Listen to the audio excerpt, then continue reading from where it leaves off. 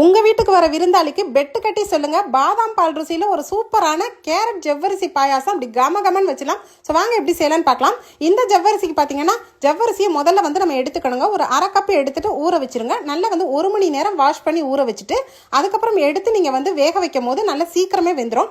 இப்போ ஒரு பேனில் வந்துட்டு முந்திரி திராட்சையை போட்டு வறுத்தரலாம். வறுத்ததுக்கப்புறம் அதே பேனில் அந்த நெய்யில் வந்து ஒரு 4 ஸ்பூன் அளவுக்கு கேரட் துருவல் வறுத்துருங்க.